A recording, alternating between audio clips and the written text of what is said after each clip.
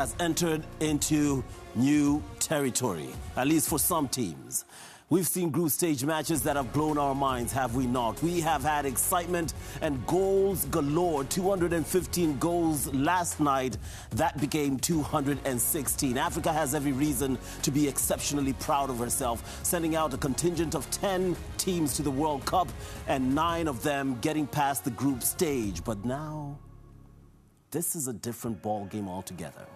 With little to no room for margin, Africa realizes now there is nothing but your best foot forward. South Africa learned a tough lesson, a very hard lesson. Can other stage teams come out and perform better?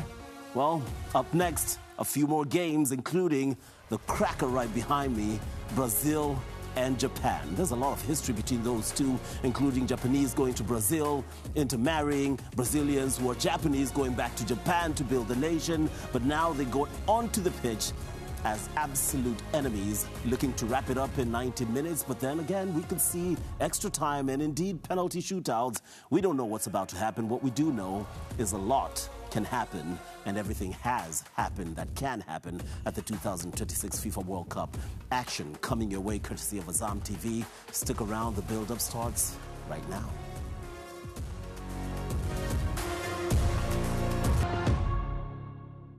We, however, are going to turn our attention to Brazil up against Japan, one of 3 games coming your way in the next, give or take, 12 hours. Anyway, so we're expecting a lot of action, excitement galore. Gentlemen, woo, South Africa, adios, amigos, bye-bye. I think we're slowly but surely drifting towards the business end of things. And there's a reason why they say that fortune favors the brave. I think the South African team was not brave enough. They were not bold enough to also step up a little bit and give themselves at least a chance of progressing. They approached that particular match with only one thing in mind, and that's playing in a low block, low defensive block, defend, defend, defend. And at times when you've got so many players behind the ball and much closer to your goal, that is a low block, then there's no overlap of responsibilities because there are way too many players. So there's an assumption that somebody's going to close in on the guy that is about to shoot, which is exactly what happened in that instance. A cross was played in, they headed the ball out, they didn't give it enough height or distance as you're supposed to do when you're defending. And then the guy that controlled the ball, he had a lot of time to pick his spot and, and just get that shot in. So somebody should have been there in the first place so that he doesn't have that much space. And secondly, somebody should have been quick enough to just close down the space and apply a bit of pressure so that he doesn't get to pick the spot that he picked. So, adios to South Africa, but I think they will go home thinking that they did their best, thinking that they went a step further probably than what they had planned for. I don't think that they thought they were going to get that far. And honestly, a lot of people didn't give them that chance that they were going to get that far. So I think, like you said, lessons learned, but I think they will be going back thinking that they outdid the objectives that they have probably set out. Anthony Kimani jumping straight into it, and I like that because that's exactly what we intend to do today. And I like that statement. They will have to go home and pick up the pieces, but we didn't see enough from them. In fact, if anything, I saw similarity in their game to the first one against Mexico. There's a flatter to deceive that they can do something, but ultimately doing very little and not coming up with the goods. Defensively, they were solid until the very end, but then if you're not solid until the end, till the very final whistle at this stage of the World Cup, you're going nowhere but home. Yeah, I think the difference between the game last night and the one against Mexico is they were defensively more sound than the one against Mexico. Because Mexico, they gave out 2 gifts of goals against the host nation. A couple of years back, probably about 10, I got to know defending tires people more than attack. It was a reward for Canada being bold going at them. And while South Africa, I think we'll go with their heads held high because of what they did to finally come out of the groups and make the knockout stages. I think there'll be a part of them. I'm not a coach. Coach has just said, yeah, they were not bold enough. I don't know what Hugo Bruce and his technical staff were thinking, but I feel they would have looked at the opponent and thought, we have to be defensive disciplined, but I think we can throw something at it. Because I feel South Korea is a better team than this Canadian team in terms of what they could have post. Look, apart from the two strikers, quite different. For them not to be bold enough to go at them was a bit disappointing. Interestingly enough, I think I heard an interview of the captain, which we will try and play for you in just a moment, from the team behind the scenes. But there's a lot of reflection, and you could hear him talking about we're proud of ourselves and what we have achieved, leading into what you have just said, that they didn't necessarily expect to go thus far. And for them, while it's heartbreaking, once you get to a certain extent, you start dreaming bigger. But for them, it's heartbreak mixed in the same cup as contentment and pride. We got here. We passed the group stage for the first time in our history.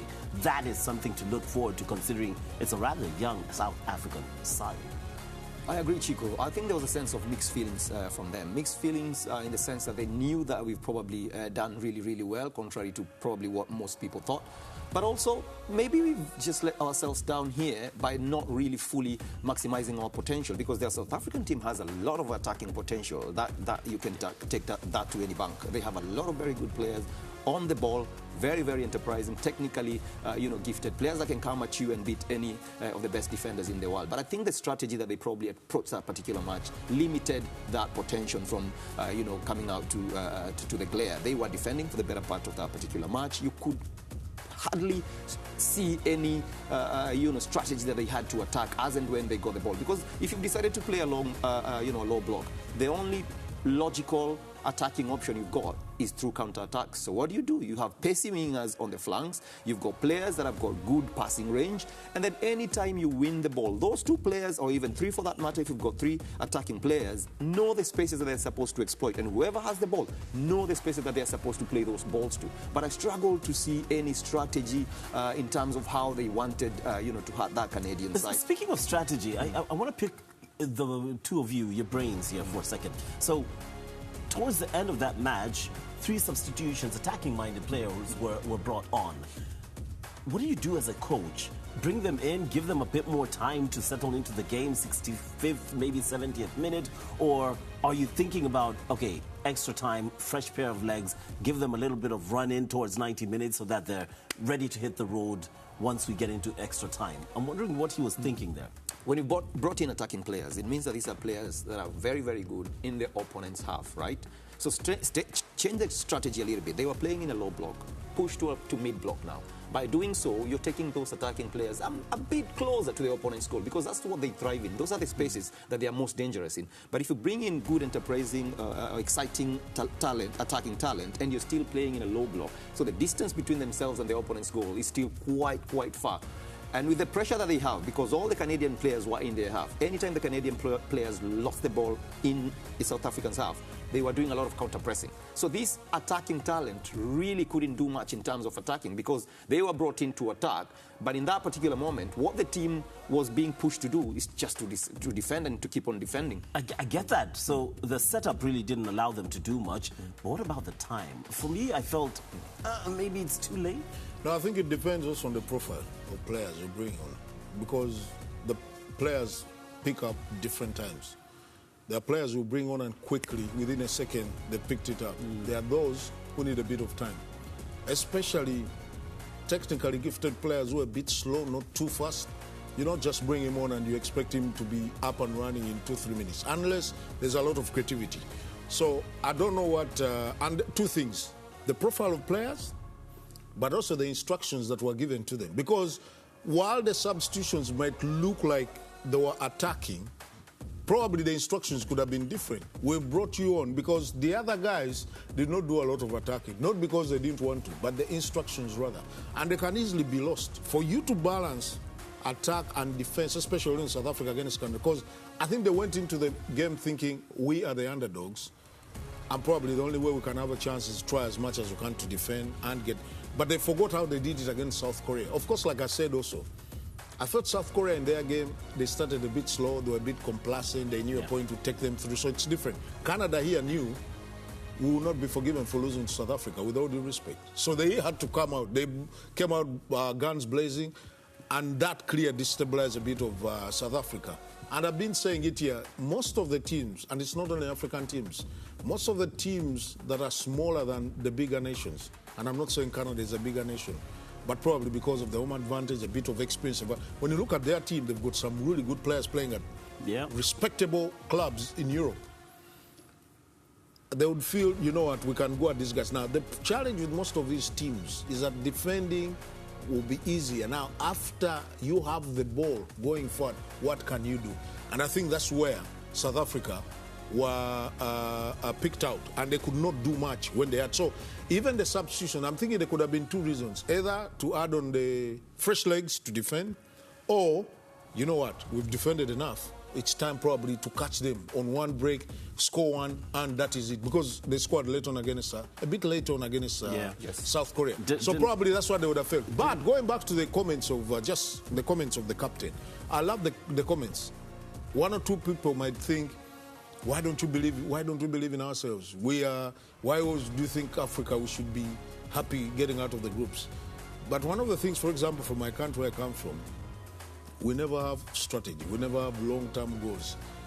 If it's the first time you're coming out of the group, you can't start demanding to go past the round of 32, round of 16 quarterfinals. The guys who have done that over the years, they just didn't do it straight away. There are countries that had to suffer. You have to build something. If you do not accept to be embarrassed, to grow, you'll do things, quick fix, but it won't last. Because you're not Brazil. Even Brazil, you can see what they're going through. German had to build. Belgium had to build even when they haven't won much. For Japan, this Spain, is the third time out of the group stage. Exactly. Spain, same thing. So if you don't accept to say, you know what, guys, let's make qualifying for the World Cup a habit. After qualifying, if we qualify for back-to-back editions, 6-5, now we start thinking, we must come out of the group. After the group, then we must think, you know what, at least let's make the round of 16. It grows like that. If you think you're just going to go straight away and just do it, it's going to be a problem. And I think it affects a bit of many African teams because people are under pressure because the football has a bit of politics connotations to it and stuff like that. So I loved it, the fact that Ronwell Williams said they're proud and they should be happy. They were greater South African teams. They didn't go past the group stages. For them to do it, they should be proud of themselves.